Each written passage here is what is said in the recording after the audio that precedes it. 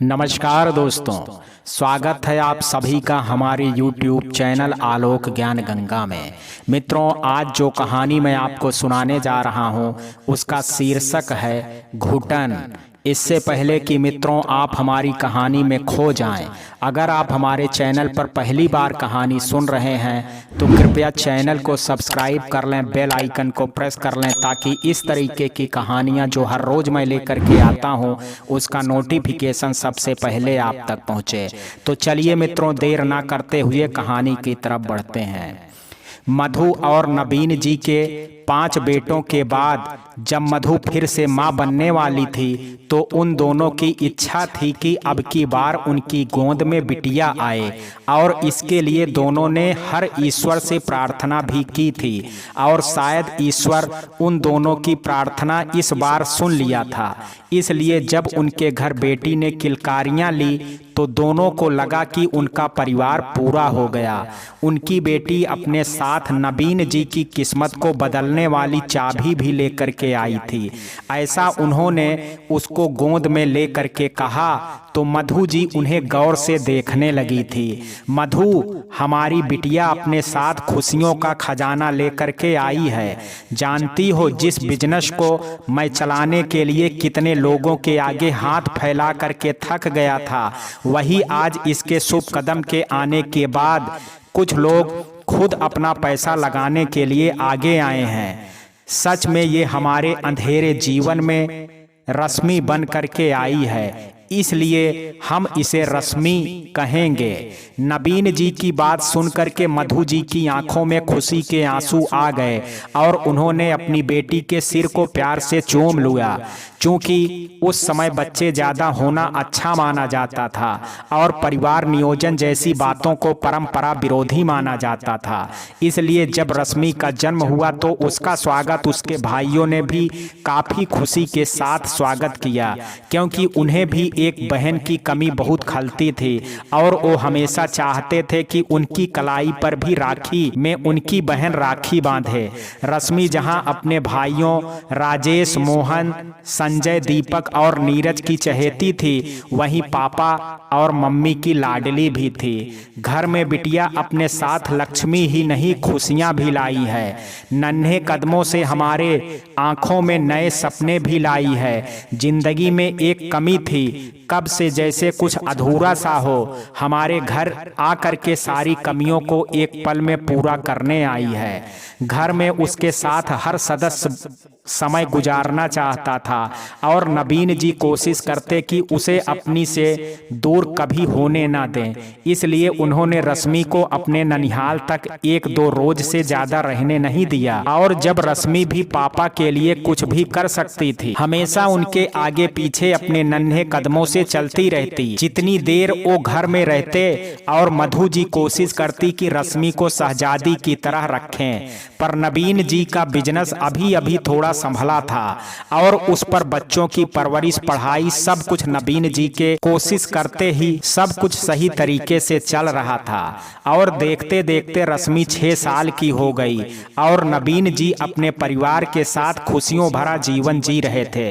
रश्मि की उम्र अब स्कूल जाने की हो गई थी, क्योंकि उस समय बच्चों को 6-7 साल की उम्र में स्कूल भेजा जाता था, और इसलिए नवीन जी ने रश्मि को उसके भाई के साथ स्कूल भेजा। रश्मि का स्वभाव और पढ़ाई में काफी रुचि के कारण जल्द ही वो टीचर की फेवरेट स्टूडेंट बन गई थी, और रश्मि भी कोशिश करती थी कि टीचर को शिकायत का मौका न दे। उसके अंदर सीखने की ललक उसे घर में भी अपने भाइयों से कुछ अलग करती थी, और भाइयों के किसी भी काम को करने पर वो जरूर पूछती थी कि अगर आप लोगों को ये काम कर सकते हैं तो मेरे लिए ये मना क्यों है। और अपने भाइयों से वो लड़ करके अपनी बात मनवा ही लेती थी। पर इतनी बेबाक होने के बाद भी वो अपने पापा की कोई बात काटने की कोशिश नहीं करती थी और ना ही उन्हें कभी पलट करके जवाब ही देती थी। लेकिन कभी कभी हम जिन चीजों को सामान्य रूप में ले लेते हैं वो कभी कभी ऐसा रूप ले लेती हैं जो जीवन का रुख ही मोड़ करके रख देती हैं और हम समय के अनुरूप अपने आप को ढालने के लिए मजबूर हो जाते हैं। और उस मजबूरी में किसी के जीवन में क्या होने वाला था ये कोई नहीं जानता था। कुछ ऐसा ही हुआ नवीन जी के साथ। वो जिस प्रोजेक्ट को पाने के लिए प्रयास कर रहे थे उस पर किसी और की ही नजर थी, और जब प्रोजेक्ट नवीन जी को मिल गया तो वो धमकी दे करके गया कि अब देख लेता हूँ कि तुम अपने परिवार के साथ खुश कैसे रह लेते हो। और 2 दिन के बाद रश्मि और उसके छोटे भाई नीरज के साथ जैसे ही स्कूल से लौट रही उसे कुछ लोगों ने अपने साथ ले जाने की कोशिश की, पर नीरज और रश्मि के हल्ला मचाने पर वो लोग भाग गए। लेकिन घर पहुंचने पर जब दोनों ने घटना के बारे में बताया तो नवीन जी के साथ मधु जी भी डर गई। नवीन जी ने अपने प्रतिद्वंदी से इस बारे में पूछा तो वो सीधे मुकर गया कि इस घटना में उसका हाथ है, पर उसके हाव भाव से साफ था कि घटना में उसका ही हाथ है। इस घटना के बाद उन्होंने रोज नीरज और रश्मि को स्कूल जाना बंद करा दिया। उस समय रश्मि की उम्र 9 साल की थी और इस फैसले से रश्मि के कोमल मन को काफी चोट पहुंचाई, पर ये बात घर के किसी सदस्य ने नहीं समझी। ये उम्र होती है जब बच्चे की आंखों में नए नए जानकारियों को जानने की जिज्ञासा और दोस्तों के साथ जीने के सपने आंखों में पलते हैं। और इसी समय रश्मि से उसका ये सुनहरा पल जैसे छीन करके उसे खामोश कर दिया गया था। वो अपने कॉलोनी के बच्चों को स्कूल आते जाते देखती तो घंटों टकटकी लगाए उन्हें देखती रहती और खुद से पूछती क्या मैं फिर कभी जा पाऊंगी स्कूल। और जब उसके पास जवाब नहीं मिलता तो वो अपनी माँ से यही सवाल करती, तो वो भी बस यही कह करके उसे शांत करती कि यहाँ का माहौल ठीक नहीं है, क्या करें बेटा, जब ठीक हो जाएगा तब चली जाना स्कूल। रश्मि भी अपनी माँ का उतरा हुआ चेहरा देख करके चुप हो जाती थी, पर अंदर ही अंदर बाहर जाने स्कूल जा करके सबके साथ पढ़ने की इच्छा को दिल में ले करके चुप हो गई।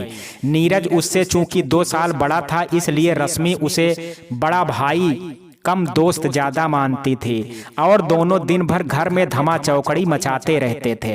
नवीन जी ने दोनों बच्चों की पढ़ाई के लिए घर में ही ट्यूटर रख दिया था और रश्मि घर में बोर ना हो इसलिए उसके लिए कुछ जानवर भी ला दिए थे घर में।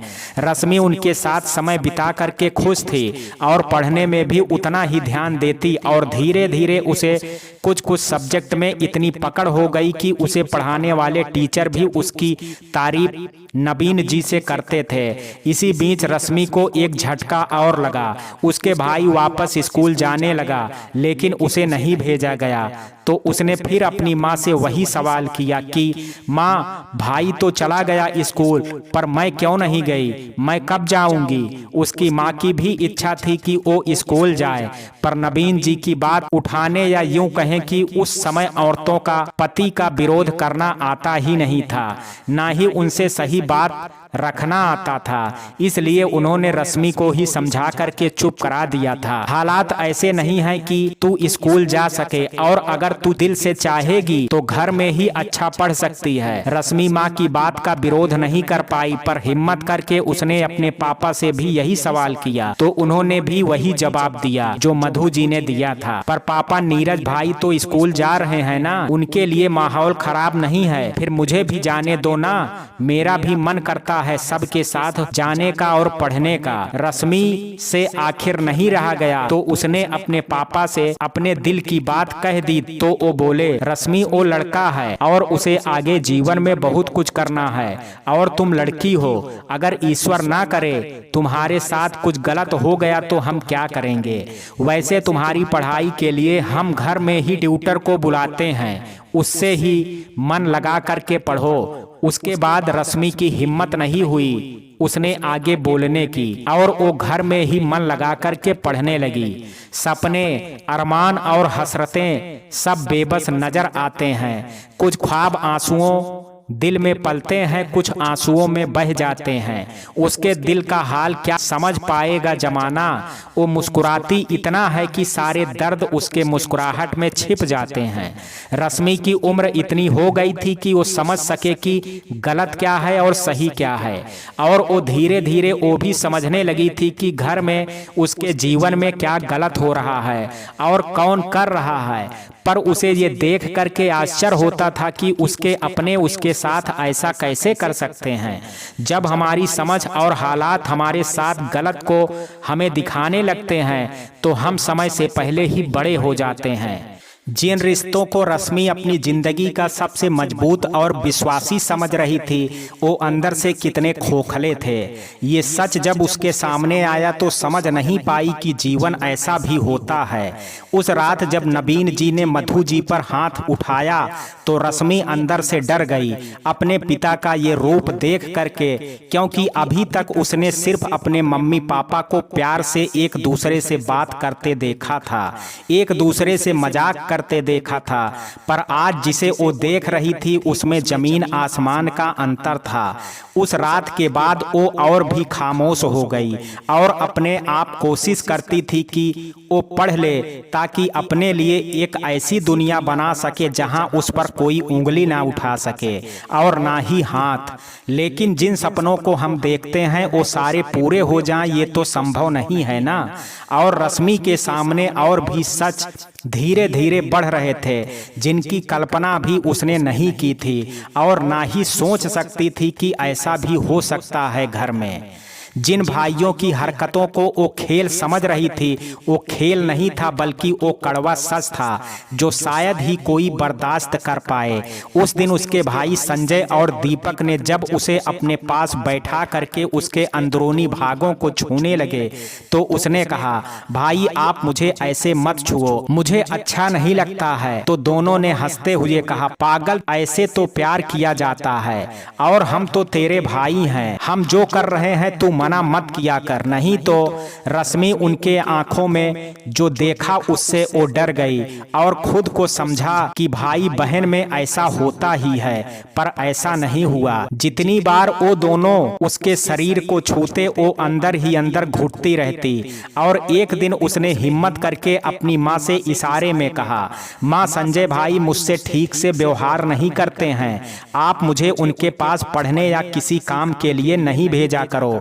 रश्मि की बात सुन करके उसकी माँ मुस्कुराते हुए बोली, तूने ही उसे तंग किया होगा तभी वो तुझसे ऐसा व्यवहार कर रहा होगा, तू उसकी बात मान करके पढ़ा कर तो वो तुझसे अच्छा व्यवहार करेगा।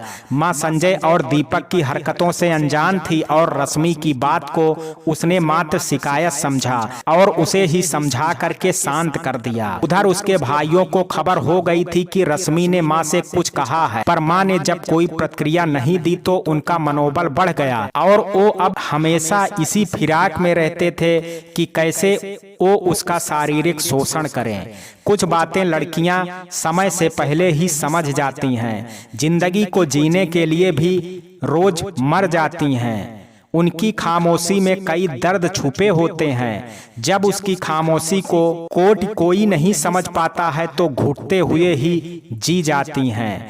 पता नहीं लड़कियों को ईश्वर ने किस मिट्टी से बनाया होता है कि उसके साथ चाहे गलत हो या कोई दर्द दे, वो खामोशी से सब कुछ बर्दाश्त कर लेती हैं और जब बर्दाश्त नहीं कर पाती हैं तब वो करती हैं जो हर टूटा हुआ इंसान करता है। रश्मि ने अपने और दोनों बड़े भाइयों को इस बारे में बताने के बारे में एक बार सोचा, फिर उसने सोचा कहीं वो भी उसके साथ ऐसा ही ना करने लगें, तो इसलिए उसने पहले खुद ही इस चीज का विरोध करना शुरू किया और दोनों को उसने साफ शब्दों में कह दिया कि वो उसके साथ ऐसी हरकत नहीं करे, नहीं तो वो सारी बातें पापा को बता देगी। इस बात के बाद उसके भाई ने उसके टीचर का आना बंद करा दिया कि उसका चाल चलन ठीक नहीं है। और फिर दोनों ने उससे कहा, अगर अपनी पढ़ाई पूरी करना चाहती है तो हम जैसा कह रहे हैं वैसा ही तुझे करना होगा। रश्मि के अंदर अपनी पढ़ाई को लेकर के काफी लगाव था, इसलिए उसने अपनी माँ से कहा, माँ मुझे पढ़ना है, या तो मुझे स्कूल भेज दो या मुझे टीचर से पढ़ने की व्यवस्था घर में कर दो, मैं भाइयों से नहीं पढ़ूंगी। तो उसकी माँ ने उसे अपने करीब बैठा करके समझाते हुए कहा, मैं तुम्हारे पापा से इस बारे में बात करूंगी, लेकिन बेटा हमेशा याद रखना, पढ़ाई जैसे भी हासिल हो कर लो, अगर कुछ बन गई तो ये सब कष्ट खुद ब खुद पीछे छूट जाएंगे। रश्मि अपनी माँ को अभी भी नहीं समझ पा रही थी कि उसके पढ़ाई को लेकर के उसके भाई उससे जो चाह रहे थे वो देना उसके लिए रोज मरने जैसा था। पर कहा जाता है ना कि बच्चे के कोमल मन में जो बैठ जाती है वो उसके अंतर मन तक अपनी जगह बना लेती है। और यही हुआ रश्मि के साथ। उसकी माँ के कहे शब्दों ने किसी तरह अपनी पढ़ाई को पूरी कर लो दिल लगा करके पढ़ने लगी और भाइयों की हरकतों को भी सहती जा रही थी। अपने घर में ही वो हर पल डर के इस साए में जीती कि उसके भाई कब उसके साथ कैसी हरकत करें। फिर एक दिन उसने सोचा अपने पापा से इस बारे में बात करेगी, हो सकता है माँ जो बात नहीं समझ पाई हो वो पापा समझ लें। और वो शाम को पापा के आने का इंतजार करने लगी, पर उसी शाम उसके पापा का एक्सीडेंट हो गया और उनका पैर टूट गया।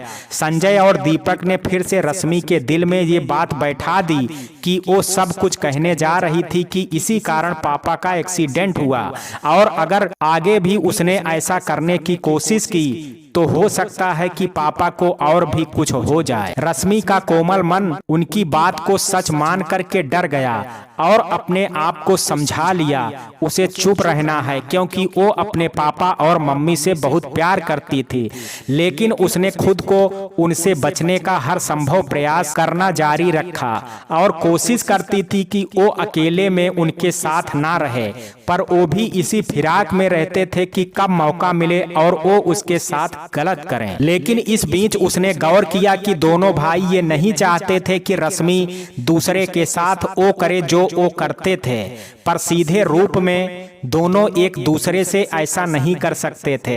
एक दिन जब संजय ने उसे किसी काम से अपने कमरे में बुलाया और उसके शरीर को छूने लगा तो रश्मि ने हिम्मत करके कहा, मुझे ये सब अच्छा नहीं लगता है, आप मेरे साथ ऐसा नहीं करें। तो एक थप्पड़ उसके गाल पर पड़ा और संजय गुस्से में बोला, मैं जो कर रहा हूँ उसे चुपचाप करने दे, नहीं तो मैं बहुत मारूंगा तुझे और मम्मी पापा को कहूंगा कि ये टीचर के साथ गलत हरकत करती है। रश्मि उसकी बात सुन करके और मार खा करके सन्न रह गई और चुपचाप सब कुछ सहने लगी, पर अपने पिता से भी वो सच नहीं कह पाई। लड़कियों के जीवन में एक ऐसा समय आता है, प्रकृति उसे पूर्ण रूप औरत बना देता है और रश्मि के साथ वही हुआ। अब वो अपने बचपन से बाहर आकर के जवानी की दहलीज पर खड़ी थी और ईश्वर ने उसे सौंदर्य भी भरपूर दिया था। जो भी एक बार उसे देखे उसकी नजर उस पर ही जरूर टिक जाती थी, पर यह समय भी उसके लिए सुखद ना होकर के और कष्टदायक होने वाला था। ये वो नहीं जानती थी। जवानी की दहलीज पर खड़ी रश्मि अपने अंदर बहुत सारे बदलाव को महसूस कर रही थी और उसका अंतर्मन उसे बार बार यही कहता था कि ये सब गलत है और उसे इस गलत बात का विरोध जरूर करना चाहिए। उस दिन सब लोग दिवाली की सफाई कर रहे थे तो रश्मि ने दीपक से पूछा, भाई आप जो मेरे साथ करते हैं, अगर ऐसी ही हरकत कोई आपकी बीबी के साथ करेगा तो आप बर्दाश्त कर लीजिएगा। चूंकि संजय का हाथ हमेशा उठ जाता था रश्मि के विरोध करने पर, तो ये बात उससे पूछने की हिम्मत नहीं थी रश्मि की, इसलिए इसलिए उसने दीपक से ये बात पूछी तो उसने कहा, अगर ऐसा कोई करेगा तो मैं उसे जान से मार दूंगा। आखिर वो मेरे अलावा किसी के साथ ऐसा कैसे कर सकती है। उसकी बात सुनकर के रश्मि बोली, फिर आप दोनों मेरे साथ ऐसा कैसे कर रहे हैं। आखिर मेरी भी कल शादी होगी तो वो भी मेरे साथ ऐसा ही करेगा ना। फिर आप लोग ये क्यों नहीं सोचते। रश्मि की बात सुन करके दीपक मुस्कुराते हुए बोला, उसे पता चलेगा तब ना। वैसे तू चिंता मत कर, मैं खुद तुझसे शादी कर लूंगा और तुझे कहीं जाने नहीं दूंगा।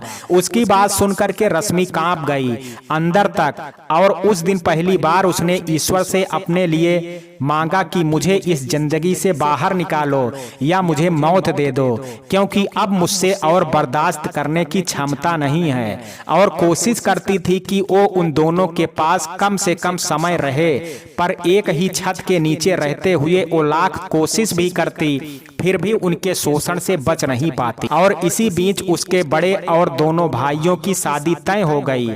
ये खबर रश्मि के लिए बुझते दिए से जैसे जान आने जैसे थी, क्योंकि उसे लगा कि परिवार में नए सदस्य के आने के बाद उसके साथ होने वाला ये सारा काम बंद हो जाएगा। चलो किसी बहाने से ही ईश्वर ने मेरी बात तो सुन ली।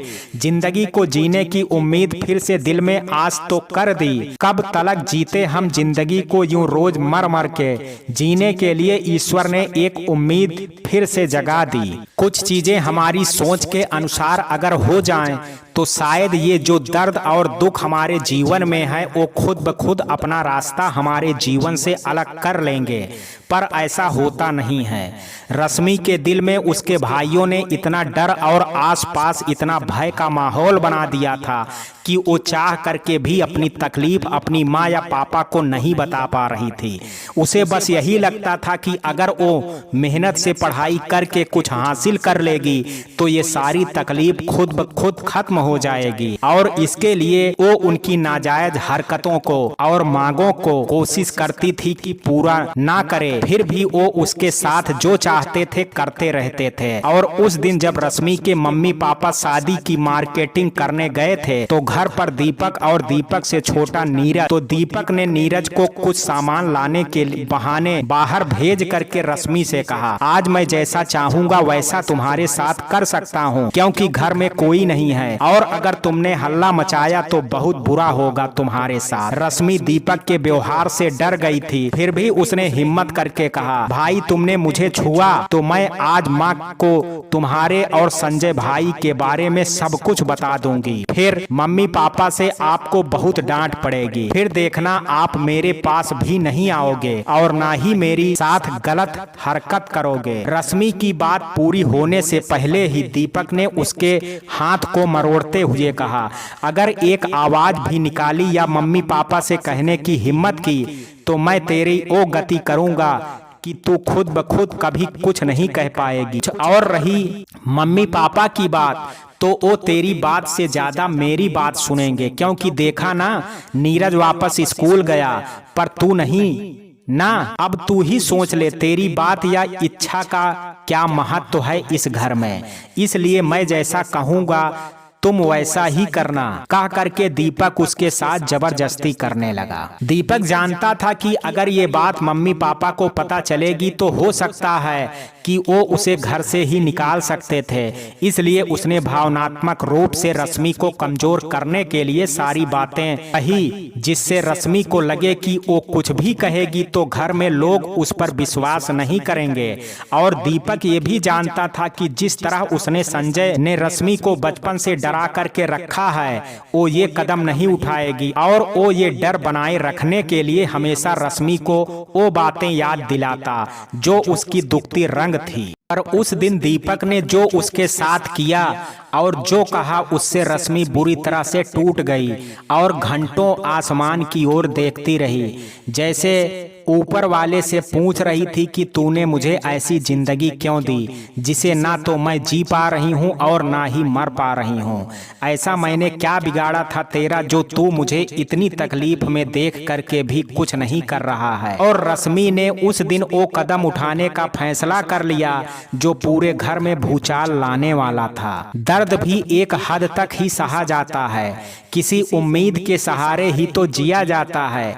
चोट शरीर पर लगे तो दवा हजार होते हैं उसके लिए, पर जब चोट आत्मा को छलनी कर दे तो कौन जख्म के साथ जीता है। नबीन की शादी की शॉपिंग करके मधु जी को सारे सामान के साथ घर रवाना कर दिया और खुद अपने ऑफिस चले गए, क्योंकि उन्हें पता था कि आने वाले दिनों में शादी की व्यस्तता के कारण वो ऑफिस कम ही आ पाएंगे, इसलिए जरूरी कामों को वो जल्दी जल्दी समाप्त कर लेना चाहते थे। और मधु जी नबीन जी की परेशानी समझते हुए खुद ही शादी की अधिकतर काम संभाल रही थी, पर चूंकि उस समय बाहर के कामों को औरतें कम ही करती थी, फिर भी मधु जी की कोशिश करती थी कि वो इस परंपरा में ना बंधे। और नबीन जी भले पुरुष सत्तात्मक मानसिकता रखते हुए भी मधु जी को पर्दा परंपरा में बांधने के पक्ष में नहीं थे, इसलिए शादी में कपड़े वगैरह काम वो मधु जी के सहयोग से जल्दी से पूरा करने में लगे थे। मधु जी घर पर पहुंच करके जैसे ही सामानों को रख करके रश्मि को आवाज लगाई,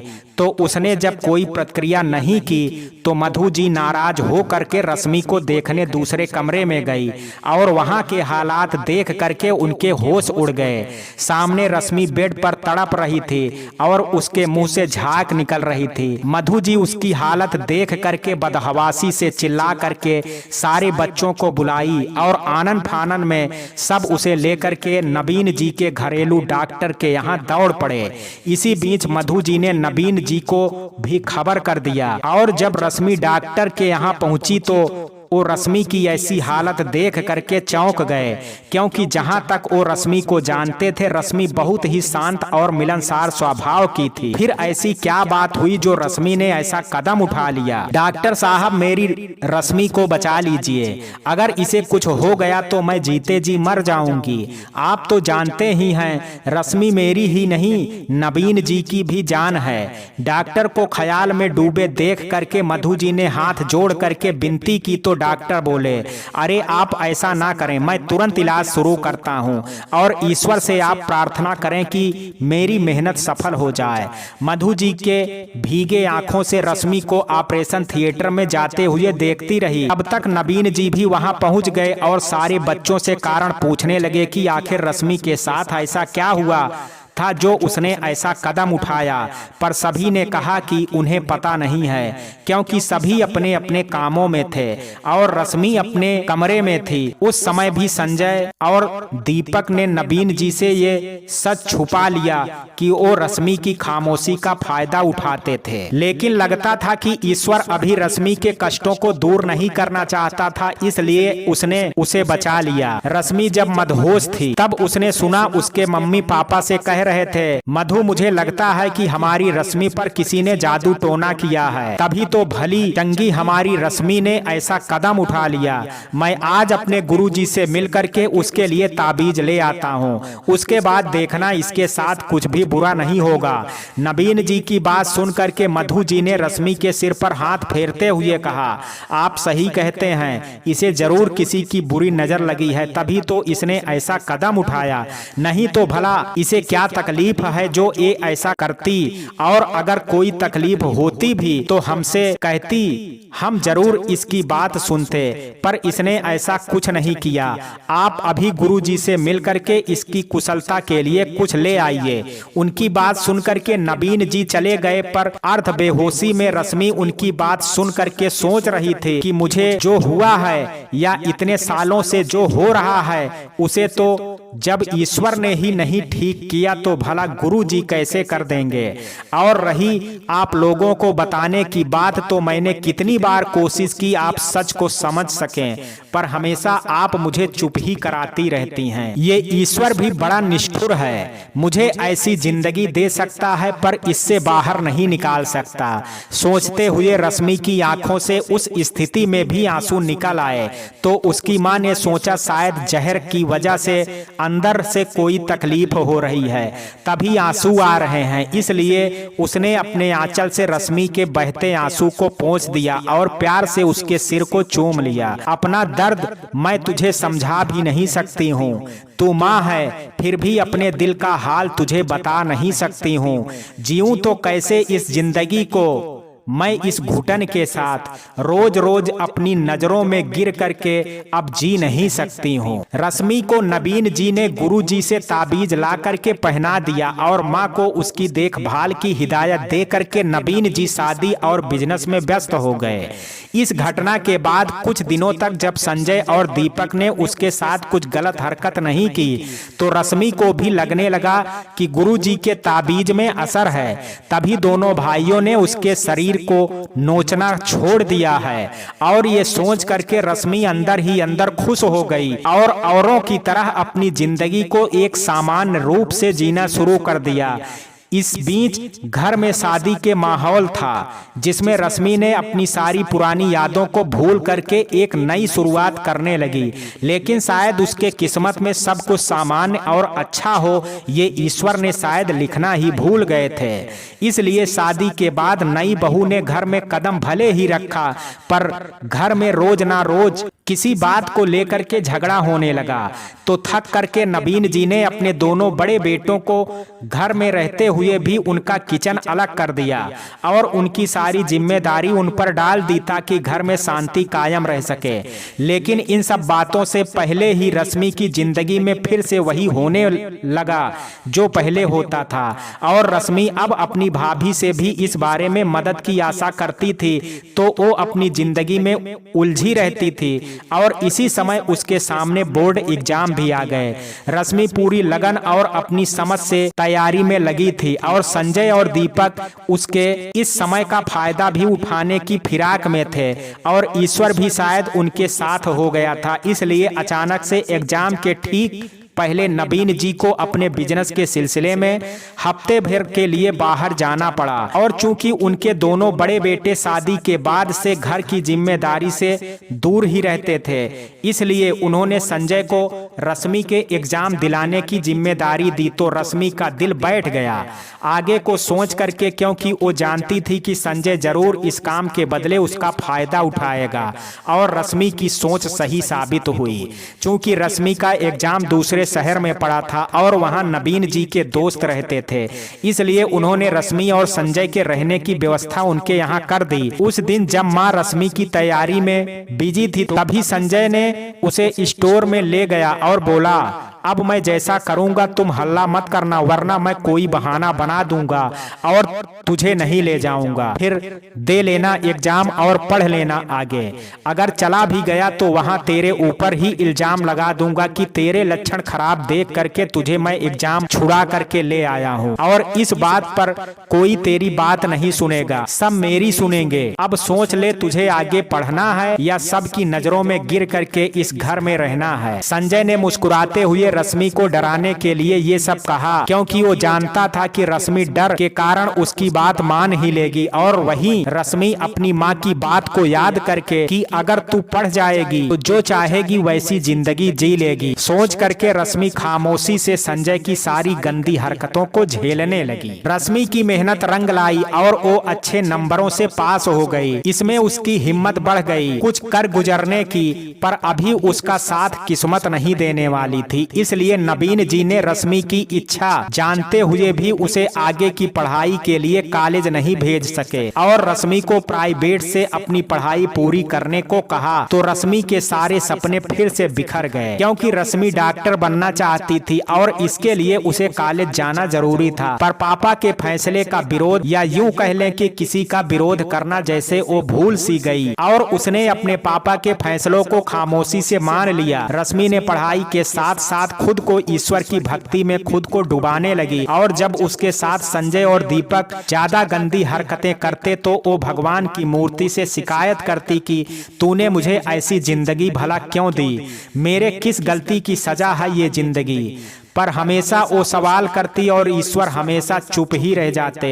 इसी तरह से समय धीरे धीरे गुजर रहा था और रश्मि 12th के अंतिम साल में पहुंच गई, पर उसके जीवन में जो जैसे चल रहा था उसमें कोई बदलाव नहीं आया। इसी बीच एक दिन पड़ोस के चाची के यहाँ से लौटते समय उसकी टक्कर एक लड़के से हो गई। दोनों एक दूसरे को कुछ पल देखते रहे। फिर मधु जी ने आवाज लगाई कि घर चलना नहीं है तो रश्मि नजरें नीची करके माँ के साथ चल पड़ी।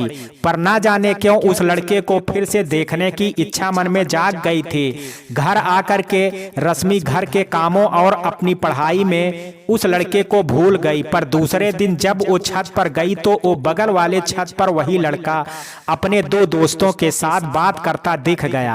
उस लड़के को देख करके ना जाने क्यों रश्मि की धड़कनें तेज तेज चलने लगी और रश्मि छत का काम छोड़ करके नीचे आकर के दूसरे काम करने लगी। रश्मि ने इस बात पर ज्यादा ध्यान नहीं दिया क्योंकि उसे पता था कि उसके भाइयों को इस बारे में पता चल गया तो वो उसकी खाल खींच लेंगे और हो सकता है आज तक जो हो रहा था उससे भी बुरा उसके साथ करते हुए शायद ईश्वर ने रश्मि के लिए कुछ और ही सोच रखा था। दर्द को दर्द की हद शायद पता चल गई है, खुदा तक शायद उसकी दुआएं पहुंच गई हैं। शायद वो टूट जाती अब खामोशी से सब सहते सहते, इसलिए कुछ खुशियां को उसके जिंदगी में आहिस्ते से शामिल हो गई हैं। उस दिन संजय ने नवीन जी से आकर के क्या कहा कि वो बगल वाले सक्सेना अंकल के यहाँ गए और कुछ देर बाद दीपक ने आकर के उससे कहा, तुझे क्या लग रहा है कि तू जो करेगी हमें पता नहीं चलेगा, लेकिन तेरी गंदी हरकतों का पता हमें समय रहते ही चल गया, नहीं तो पापा कहीं मुंह दिखाने लायक के नहीं रहते। रश्मि ने दीपक की ओर आश्चर्य से देखते हुए पूछा, आखिर मैंने ऐसा क्या किया है जो आप मुझसे ऐसी बातें कर रहे हैं? ना तो मैं घर से बाहर कहीं जाती हूँ और ना ही मेरी ऐसी कोई दोस्त है जिसके साथ मैंने कुछ गलत किया है, फिर आप अचानक से ऐसी बातें क्यों कर रहे हैं? दीपक ने गुस्से से उसे घूरते हुए कहा, तुम सक्सेना अंकल के बहन के बेटे से जो कर रही हो वो हमसे छुपा हुआ नहीं है, फिर भी मैं तुझे चेतावनी दे देता हूँ कि ये सब गंदी हरकतें यहाँ नहीं चलेंगी। रश्मि सक्सेना अंकल के बहन के बेटे को देखी भी नहीं थी और दीपक ने उस पर ऐसा इल्जाम लगा दिया कि वो मन ही मन सोचने लगी, ना तो मैंने उस लड़के को देखा है और ना ही किसी भी लड़के से बात की है, और भाई ये जो गंदी हरकतों की बात कर रहे हैं, ये जो खुद मेरे साथ करते हैं वो कहां से सही है, पर मेरी बात कौन सुनेगा, सोच करके रश्मि ने दीपक से कहा, ना तो मैंने सक्सेना अंकल के भतीजे को देखा है और ना ही कभी उससे बात की है। आप ये बेकार की बात और इल्जाम मुझ पे मत लगाया करो। दीपक पहली बार रश्मि के मुंह से विरोध के स्वर सुन करके सन्न रह गया, पर रश्मि की पकड़ उससे निकल ना जाए इसलिए वो उसे गुस्से से घूरते हुए वहां से चला गया और रश्मि अपने कमरे की ओर जैसे ही बढ़ने लगी, मम्मी पापा के कमरे से आती हुई आवाज से उसके कदम रुक गए। मधु, संजय और दीपक को गलतफहमी हो गई थी कि रश्मि सक्सेना जी के बहन के बेटे मानस के साथ कुछ है, क्योंकि जब मैंने उनसे इस बारे में कहा तो वो काफी नाराज हुए अपने भगिने पर और बोले, भाई साहब पहली बात ऐसी कोई बात नहीं है, और अगर इसने ऐसी हरकत की है तो आप चाहें जो सजा दें, मैं उफ तक नहीं करूंगा। ये तो यहाँ अपनी पढ़ाई पूरी करने आया है। आप तो जानते ही हैं कुछ सालों पहले मेरे बहनोई कार एक्सीडेंट में गुजर गए थे और बहन की बहुत इच्छा थी कि उसके चारों बच्चों में से भले कोई अच्छी जगह पर नहीं है, कम से कम ये कुछ अच्छा बन जाए, इसलिए मैं इसे अपने साथ ले आया। लेकिन अगर इसकी गलती है तो मैं आज के आज इसे अपने घर भेज देता हूँ। उनकी बात सुन करके उनके बहन के बेटे मानस को देख करके मुझे भी लगा कि ये ऐसी हरकत नहीं कर सकता है, इसलिए मैंने बात को वहीं पर खत्म करते हुए सक्सेना जी को कहा, अरे नहीं सक्सेना भाई, कुछ बच्चों को गलतफहमी हो गई थी बस, पर आपसे मिल करके और मानस से मिल करके सारी बातें साफ साफ हो गई हैं, और मैं जानता हूं कि रश्मि को आप भी अपने बेटी की तरह ही मानते हैं, इसलिए इस बात को यहीं पर खत्म करते हैं, क्योंकि इससे हमारे बीच के प्रेम भाव पर प्रभाव पड़ेगा, और ना ही मैं ऐसा चाहता हूं और ना ही आप ऐसा चाहेंगे। बस मधु, तुम भी अपनी ओर से रश्मि को टटोल करके देख लेना, कहीं उनके मन में कोई बात तो नहीं है। पापा की बात पर मम्मी ने क्या प्रतिक्रिया की ये रश्मि नहीं देख पाई, क्योंकि वो कमरे के बाहर थी, पर उस समय उसे संजय और दीपक पर बहुत गुस्सा आया, क्योंकि उन दोनों ने अपनी हरकतों को तो पापा से नहीं कहा, लेकिन फालतू में मेरा नाम किसी के साथ जोड़ करके मुझे मम्मी पापा के नजरों में गिराने की कोशिश कर रहे हैं। पर उस समय भी रश्मि की हिम्मत नहीं हुई कि वो जा करके मम्मी पापा को सच बता सके। उस बात को खत्म हुए हफ्ता भर बीत गया था और एक दिन संजय और दीपक टीवी देखते हुए रश्मि को देख करके बोले, अच्छा हुआ सक्सेना अंकल के भगिना संभल गया, नहीं तो हम उसकी वो गति करते कि फिर किसी लड़की को देखने और उसकी जिंदगी बर्बाद करने की हिम्मत नहीं करता। रश्मि ने नजर उठा करके दोनों की ओर देखा और मन ही मन बोली, पता नहीं वो लड़का कैसा है और मेरे बारे में क्या सोचता है। और रही मेरी जिंदगी बर्बाद करने की, तो वो क्या करता ये तो ईश्वर ही जाने। लेकिन आप लोग जो मेरे साथ कर रहे हैं वो कहां से सही है। पर खुद की गलती को अनदेखा करके बेचारे उस लड़के को बेकार में जलील कर रहे हैं। उस समय रश्मि ने कुछ कहा नहीं, वहां से उठ करके माँ का हाथ बटाने किचन में चली गई। इंसान की फितरत होती है कि अगर उसे जिस काम के लिए मना किया जाता है वो उसे जरूर करके देखना चाहता है कि क्यों उसे उस काम के लिए मना किया जा रहा है। और यहाँ तो रश्मि ने खुद को ये सोच करके समय के हाथों छोड़ दिया था कि उसकी जिंदगी में ये सब कब खत्म होगा ईश्वर जाने। लेकिन संजय और दीपक बार बार उस लड़के का जिक्र करने लगे तो रश्मि का मन एक बार उसे देखने का होने लगा, क्योंकि रश्मि अभी अभी 18 पार करके 19 की होने वाली थी और ये उम्र वैसे भी किसी के प्रति सहज आकर्षित हो जाता है। जहां रश्मि जानती थी कि अगर उसे जब स्कूल कॉलेज करने की इजाजत नहीं है तो अगर वो प्यार करेगी तो ये लोग तो मेरे साथ जो करेंगे सो करेंगे ही, उस बेचारे को भी अपनी जान के लाले पड़ जाएंगे। और रश्मि खुद की तकलीफ से इतनी टूट गई थी कि वो खुद के कारण किसी और को चोट नहीं पहुंचाना चाहती थी।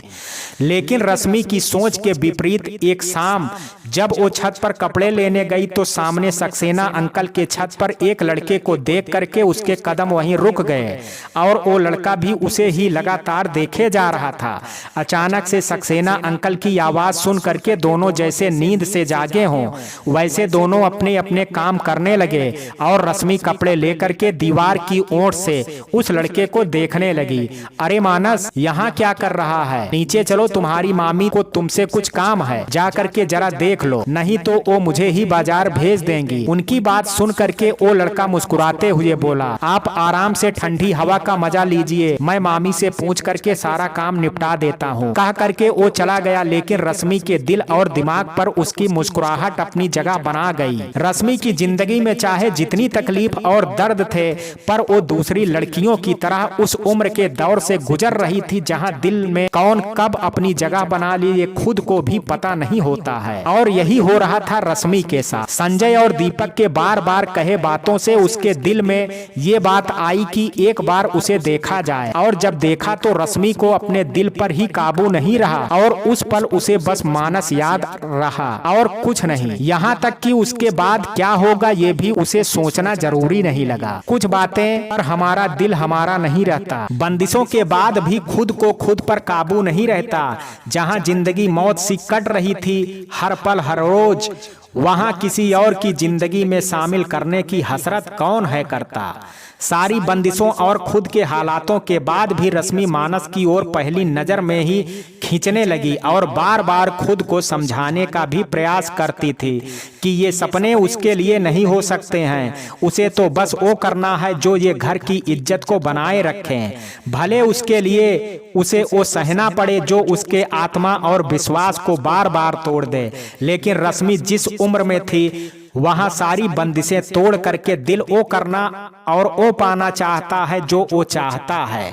और रश्मि भी अपने आप को रोक नहीं पाई। अब रश्मि भी मानस को छुप छुप करके देखती और कभी कभी मानस की नजर मिल जाती तो वो घबरा करके वहां से भाग जाती, क्योंकि वो मानस को बस नजर भर देख लेना चाहती थी। नजर मिला करके अपने दिल का हाल बताने की हिम्मत उसमें नहीं थी।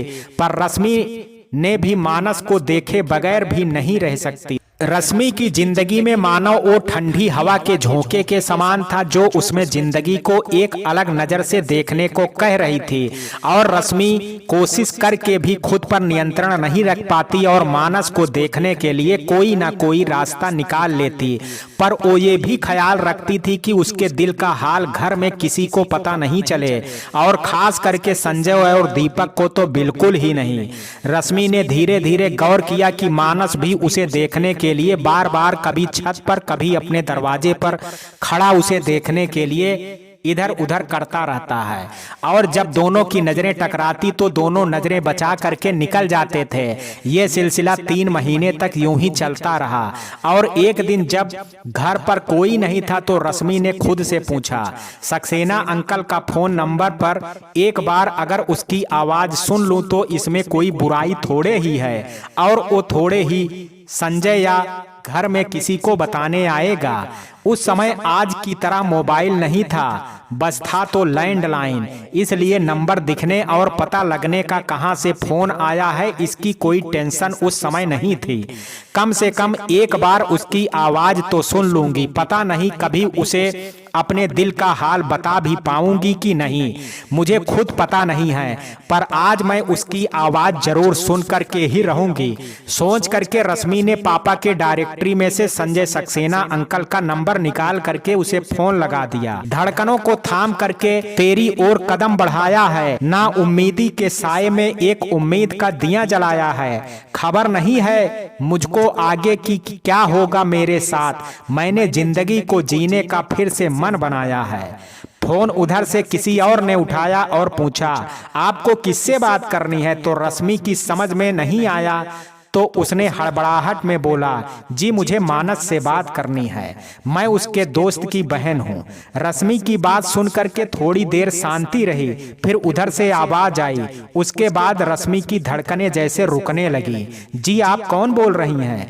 मैंने पहचाना नहीं, आपका नाम क्या है? मानस के सवालों से थोड़ी देर सोचती रही, फिर खुद को संभालते हुए बोली, जी मैं आपके किसी दोस्त की बहन नहीं हूँ, बल्कि मेरी दोस्त आपको पसंद करती है, इसलिए मैंने उसकी तरफ से आपको खबर कर रही हूँ। रश्मि ने मानस से झूठ बोला कि वो कोई और लड़की है और जो उसे चाहती है उसकी तरफ से वो फोन कर रही है। उसकी बात सुन करके मानस कुछ नहीं बोला, फिर थोड़ी देर बाद बोला, वैसे आपकी दोस्त का नाम क्या है, जान सकता हूँ? क्या पता जिसे मैं चाहता हूँ शायद वो वही हो। रश्मि की धड़कनें तेज हो गई और उसे कुछ समझ नहीं आया कि आगे क्या कहे, इसलिए घबरा करके उसने फोन रख दिया और मानस की आवाज को अपने आसपास महसूस करने लगी। ये सिलसिला चल पड़ा रश्मि मानस से जब बात करना चाहती उससे आवाज बदल करके फोन करती, और थोड़ी देर की बात से उसकी जिंदगी में जैसे एक नई ऊर्जा का संचार हो जाता, और संजय और दीपक के गलत हरकतों को ये सोच करके झेल जाती कि मानस के साथ आगे की जिंदगी उसकी बहुत ही खूबसूरत होने वाली है। पर इन 7-8 महीनों में रश्मि ने एक बार भी मानस को ये नहीं बताया कि वो उसके घर के बगल वाले घर में ही रहती। लेकिन एक दिन जब रश्मि ने फोन किया तो मानस की मामी ने फोन उठा करके कहा कि मानस अभी नहीं है, जब आएगा तब बोल देंगे। मानस के घर में सभी रश्मि को मीठी के नाम से जानते थे, क्योंकि उसने यही नाम उन लोगों को बताया था, और मानस की दोस्त की हैसियत से वो बार बार वहां फोन करती थी। रश्मि ने सोचा कहीं गया होगा, लेकिन बात कैसे होगी, क्योंकि घर में जब सब आ जाएंगे तो बात करना तो दूर, इस बारे में अगर घर में पता भी चल गया तो क्या होगा, सोच करके ही रश्मि सिहर गई। पर उस दिन मानस का फोन नहीं आया और ना ही आगे 2-3 दिन तक मानस से बात हो पाई। उस दिन जब मानस को फोन करने पर भी जब उसे पता चला कि वो घर पर नहीं है तो उसे लगा कि हो सकता है कि मानस जब काम से बाहर जाता है तभी वो फोन करती है। यही सोचते हुए वो जैसे ही छत से बाहर देख रही थी, मानस अपने घर से बाहर निकल करके अपने एक दोस्त के कंधे पर हाथ रख करके बात करता दिख गया। रश्मि को लगा कि मानस की मामी ने उससे झूठ कहा होगा और मानस को इस बारे में पता ही नहीं होगा, पर जब वो अपने ख्यालों में खोई हुई हुई थी तो उसने अचानक से देखा कि मानस उसे देख करके धीरे धीरे मुस्कुरा रहा था। रश्मि मानस को यूं देख करके उसके अंदर सनसनी सी होने लगी। रश्मि मानस को यूं देखते देख करके उसके अंदर सनसनी सी होने लगी और झट से वहां से हट गई। तेरी निगाहें मेरे अंदर बेचैनी सी लाती हैं। निगाहों से निगाहें मिल करके जैसे अपनी मोहब्बत का इजहार कर जाती हैं। तुझे ना देख करके मुझे लगता है कि मेरी तरह तू भी परेशान होता। तो अगर ये खुशफहमी ही है तो इसी को सच मान मैं जाती। उस दिन के बाद 2-3 दिन तक मानस फोन पर रश्मि से बात नहीं किया तो रश्मि को लगा कि शायद ईश्वर उसे इतनी सी भी खुशी नहीं देना चाहता है। उस दिन के बाद उसने खुद ही मानस को फोन नहीं करने का निश्चय किया।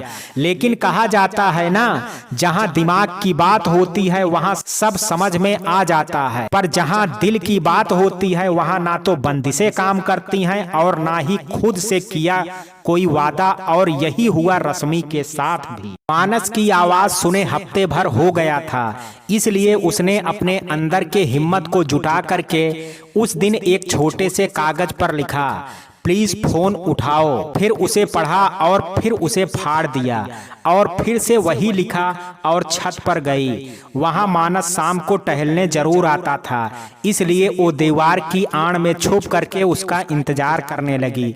थोड़ी देर में मानस छत पर आया तो रश्मि की धड़कनें उसकी आने की आहट सुन करके जोर जोर से धड़कने लगी। मानस जब छत पर आ करके टहलते हुए रश्मि की छत की ओर से गुजरने वाला था, चूंकि रश्मि और मानस की छत में ज्यादा फासला नहीं था, तभी रश्मि ने वो कागज पूरी हिम्मत करके मानस की ओर फेंक दिया और मानस की प्रतिक्रिया देखे बिना वो दौड़ करके नीचे उतर गई। मानस के सामने अचानक से एक कागज आकर के गिरा तो वो चौंक करके इधर उधर देखने लगा और जब उसे कोई नहीं दिखा तो उसे आश्चर्य भी हुआ कि कागज आखिर किसने फेंका।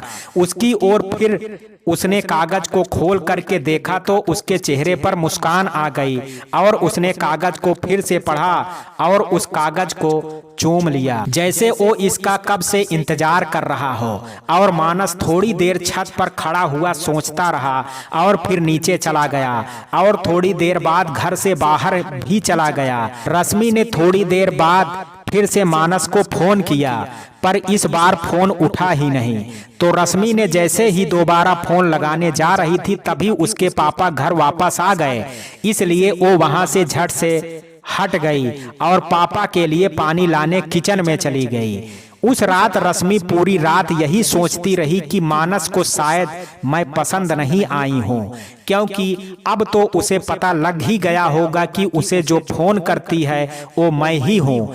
फिर भी उसने मुझसे बात नहीं की, यानी वो मुझसे ना तो दोस्ती का या कोई और रिश्ता रखना चाहता है। तो ठीक है ना, मैं बार बार उसे ये क्यों दिखाऊं कि वो मेरे लिए बहुत खास है। अगर उसे लगने लगा कि वो मेरे लिए कितना खास है तो हो सकता है कि वो भी संजय और दीपक की तरह मुझे बहुत बड़ा घाव दे, जो मैं नहीं चाहता। उससे अच्छा है कि मैं उसके प्रति अपने लगाव को अपने दिल में छुपा करके रख लूं, जैसे मैंने अपने कितने सपनों को रख छोड़ा है।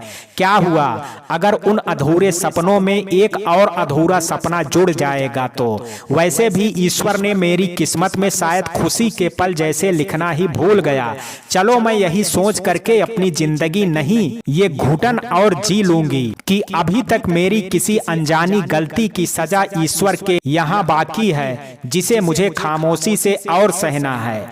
सोचते हुए रश्मि की आंखों से इतने दिनों बाद आंसू आ गए। जब उसने सुसाइड करने का फैसला किया था तो अपने पापा का चेहरा याद करके उस पल उसके आंखों में आंसू आए थे और उसके बाद संजय और दीपक की किसी भी गंदी हरकत से उसे ना तो आंसू बहाए थे और ना ही ईश्वर से खुद के लिए कुछ मांगा था, क्योंकि उसे पता चल गया था कि जो ईश्वर ऐसी जिंदगी से तंग आकर के मेरे लिए सुसाइड वाले कदम से मेरा साथ नहीं दे सकता, वो भला और क्या कर सकता है मेरे लिए। और उस रात के बाद रश्मि ने खुद को खुद तक सीमित कर लिया और कोशिश करती थी कि सुबह और शाम में छत या बालकनी में ना जाए, क्योंकि यही वो समय होता था जब मानस पर उसकी नजर पड़ती थी और रश्मि जब मानस को देख करके अपने निर्णय से पीछे नहीं होना चाहती थी, पर 4-5 दिन के बाद उस दिन जो हुआ वो रश्मि ने कभी कल्पना भी नहीं की थी। सब कुछ ऐसे हुआ जैसे कोई फिल्म चल रही हो। उस दिन मौसम में एक अजीब सी खुशनुमा सी हवा चल रही थी और रश्मि जिसकी जिंदगी में हर मौसम का एक ही रंग था, उदासी का,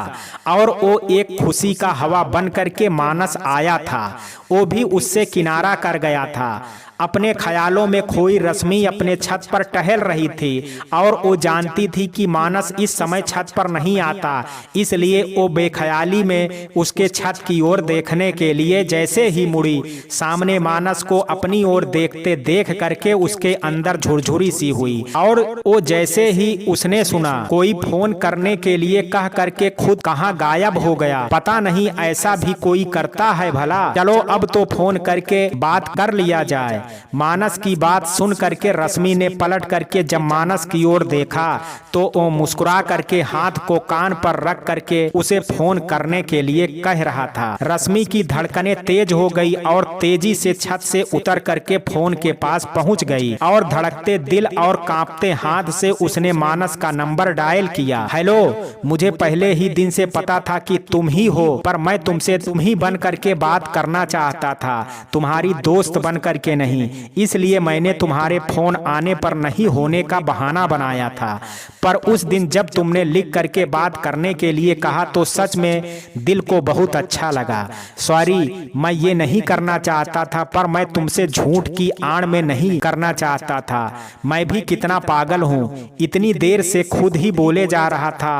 अरे तुम भी तो कुछ बोलो रश्मि। मानस के मुंह से पहली बार अपना नाम सुन करके रश्मि अपने अंदर एक अजीब सी खुशी महसूस कर रही थी और उसने बस इतना ही कहा, मैं क्या बोलूं, आप ही बोलिए, पर प्लीज आप फोन नहीं कीजिएगा, मैं खुद ही कर लूंगी। रश्मि की बात सुन करके मानस ने कहा, आप चिंता मत करें, मुझे पता है आपके भाइयों को अगर हमारे बीच हुई बात के बारे में पता चलेगा तो बहुत हंगामा होगा और मैं ये नहीं चाहता हूँ, क्योंकि इसके बाद शायद मैं आपसे बात भी नहीं कर पाऊंगा और ये मैं सपने में भी नहीं कल्पना कर सकता। मानस की बात सुन करके रश्मि ने हाँ कह करके फोन रख करके थोड़ी देर फोन को सीने से लगाए रखा। तुझे पाएंगे कि नहीं ये बाद में सोचेंगे, अभी कुछ पल सुकून के तेरे संग हम जिएंगे। दुनिया में दर्दों की जगह माना बहुत सी है, तेरे संग हम हर दर्द को भूल करके सुकून के पल जिएंगे। इसके बाद रश्मि अक्सर मानस से बात करके अपनी जिंदगी की उदासी को भूल जाती, लेकिन रश्मि ने अपनी जिंदगी की इस कड़वी सच्चाई से मानस को अवगत नहीं कराया और एक दिन वो भी आ गया जब रश्मि का बर्थडे आ गया और रश्मि ने जब मानस से अपने बर्थडे के दिन आमने सामने मिलने की इच्छा जताई तो पहले मानस थोड़ा डर गया, क्योंकि वो जानता था कि अगर रश्मि के भाइयों को पता चलेगा तो उसकी खैर नहीं रहेगी। लेकिन जब रश्मि ने रात में छत पर सिर्फ एक बार सामने से देखने की बात कही तो मानस सारे खतरों को जानते हुए भी रश्मि की खुशी के लिए तैयार हो गया और उसी रात रश्मि ने 12 बजे के बाद मानस को फोन किया। तो जैसे मानस रश्मि के फोन का ही इंतजार कर रहा हो, उसने तुरंत पहली घंटी में ही फोन उठा लिया और रश्मि ने जब उसे मिलने के लिए कहा तो मानस छत पर पहुंच गया। रश्मि अपनी धड़कनों को सुन रही थी क्योंकि उसका दिल तेजी से धड़क रहा था और जैसे ही रश्मि छत पर आई, सामने मानस को देख करके वो उसे बस देखती रही जैसे आज के पहले उसे देखा ना हो। यही हाल मानस का भी था। अचानक से मानस ने आगे बढ़ करके रश्मि के हाथों को थाम करके कहा, हैप्पी बर्थडे रश्मि। इतना सुनते ही रश्मि शर्मा करके मानस के हाथ से अपना हाथ छुड़ा करके भाग करके नीचे आ गई। उस पल रश्मि को अपने अंदर एक अजीब सी बेचैनी के साथ सुकून भी महसूस हो रहा था, क्योंकि आज के पहले उसे सिर्फ संजय और दीपक की गलत हरकतों ने छुआ था जो उसके लिए काफी कष्टकर होता था, पर आज वो महसूस कर रही थी कि उसके जीवन का भी एक उद्देश्य है, मानस के साथ जिंदगी का एक सुकून के साथ जीने का। और तभी फोन की घंटी बज गई। चूंकि उस रात रश्मि को मानस से मिलना था, इसलिए उसने फोन की रिंग कम कर दी थी। रश्मि चौंक करके झट से फोन उठाती है तो उधर से मानस ने कहा, रश्मि आज भले मेरे पास तुम्हें देने के लिए बर्थडे पर कुछ नहीं है, पर तुमने जो आज ये कीमती एहसास मुझे दिया है उसे मैं हमेशा अपने दिल में एक कीमती मोती की तरह रखूंगा। अब तुम भी तो कुछ कहो। रश्मि, क्या मेरा कोई व्यवहार तुम्हें गलत लगा है तो वही बता दो, नहीं तो मैं समझूंगा मेरा तुम्हारा हाथ मिलाना तुम्हें बुरा लगा। मानस की बात पूरी होते ही रश्मि बोल पड़ी, अरे नहीं, ऐसा नहीं है। वो तो तुमने पहली बार मुझे छुआ तो मेरे अंदर एक अजीब सी बेचैनी सी होने लगी थी, इसलिए मैं खामोश थी। वैसे तुम्हारी कोई भी बात मुझे बुरी नहीं लगती है। कह करके रश्मि ने फोन रख करके अपने कमरे में चली गई। तेरी छुअन मेरे अंदर बेचैनी सी पैदा कर रही है, मुझे दर्दों की दुनिया से निकाल करके जिंदगी में खुशियों के पल भर रही है। तुम ना होते तो शायद ये एहसास मैं जी नहीं पाती। चलो, इतनी तो जिंदगी मुझ पे रहमत कर रही है। रश्मि और मानस की प्यार की गाड़ी धीरे धीरे चल रही थी और रश्मि जैसे जिंदगी में पहली बार अंदर से खुश हो करके अपनी जिंदगी को जीने में लगी थी।